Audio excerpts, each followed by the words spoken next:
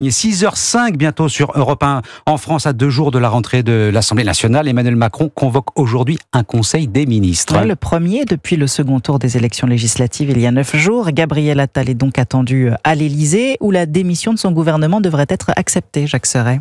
C'est un conseil des ministres aux allures de pot de départ. À 11h30 ce matin, Gabriel Attal et les membres de son gouvernement prendront place autour de la grande table blanche de l'Élysée.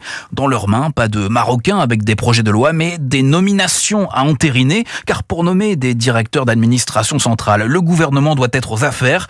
Ainsi, la police nationale et la gendarmerie nationale devraient être concernés par des changements de direction. Alexandre Brugère, directeur de cabinet de Gérald Darmanin à l'intérieur, est pressenti à la tête de la police, quand le général Xavier Dussopt est lui cité pour la gendarmerie. Une fois ces décisions prises entre les murs du Salon Murat, le Premier ministre devrait ensuite présenter sa démission au président. Et contrairement au 8 juillet dernier, cette fois, Emmanuel Macron compte l'accepter. Les 17 ministres élus députés pourront donc siéger au sein de l'Assemblée jeudi, puisque le gouvernement sera considéré comme démissionnaire et restera uniquement chargé des affaires courantes, et ce jusqu'à la nomination d'un nouvel hôte à Matignon. Jacques Serret du service politique d'Europe 1.